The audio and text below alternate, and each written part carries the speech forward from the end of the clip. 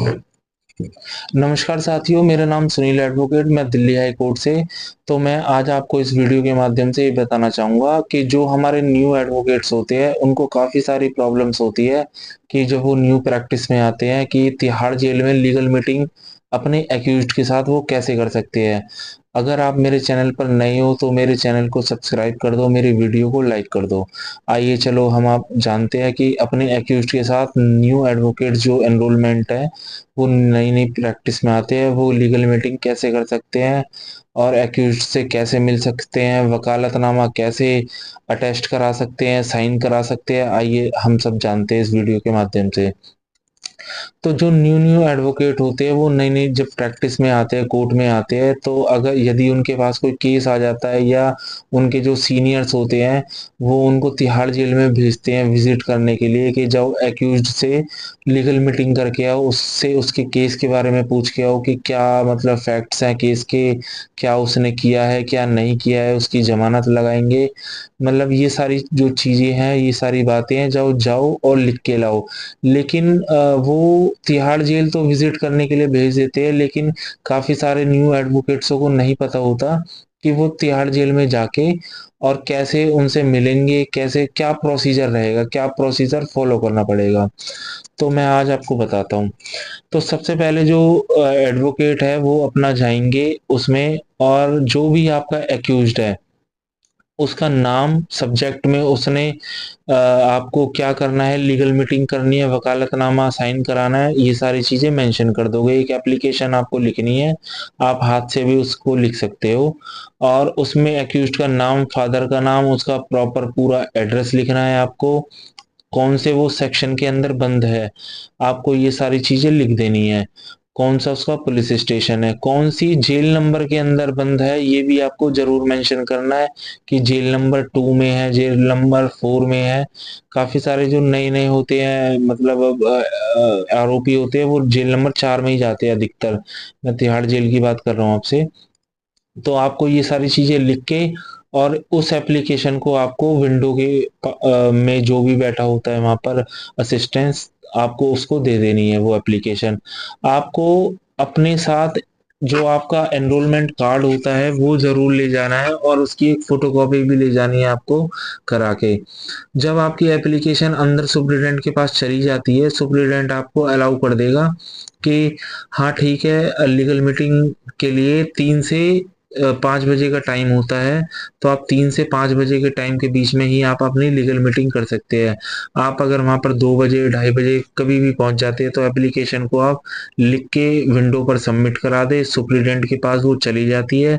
3 बजे से वो सुपरिटेंडेंट अलाउ कर देता है एडवोकेट्स को मिलने के लिए, और 3 बजे के बाद जो-जो एक्यूज़्ड होते हैं वो बारी-बारी आ जाते हैं और उनके एडवोकेट्सों के नाम लिए जाते हैं कि हाँ, कौन-सा एडवोकेट किस एक्यूज़्ड से मीटिंग करने के लिए आया है। जब आप मीटिंग करने के लिए जाते हो तो आपका जो ओरिजिनल कार्ड होता है वो सुपरिटेंडेंट के यहाँ पर गेट में जमा हो जाता है, जब तक के लिए आप लीगल मीटिंग कर रहे हो।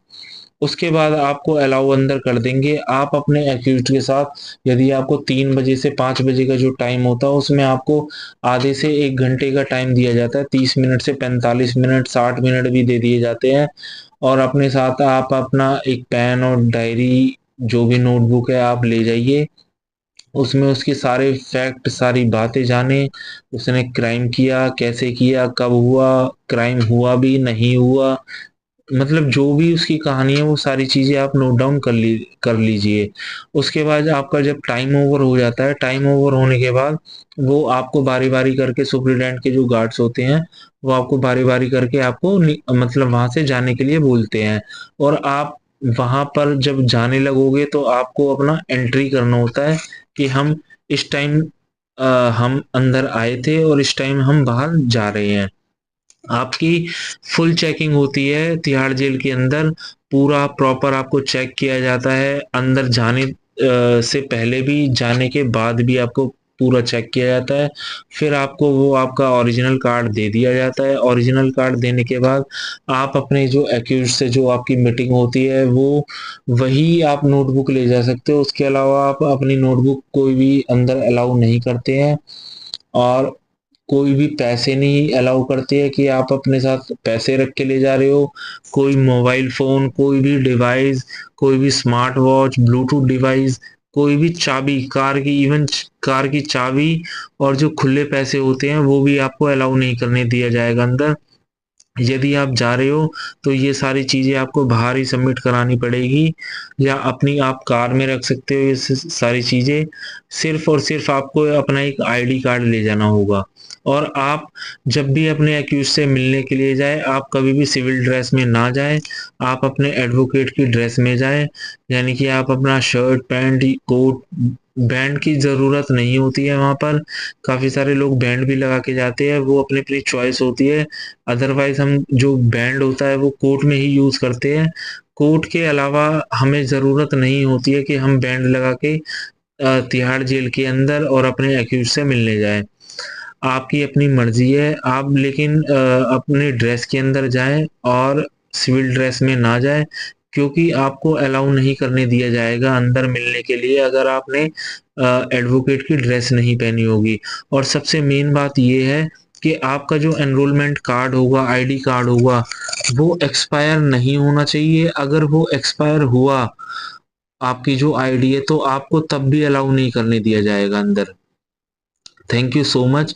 आपको मेरी वीडियो अच्छी लगी हो तो लाइक करें और मेरे चैनल को सब्सक्राइब करें और कमेंट करें, शेयर करें। Thank you so much.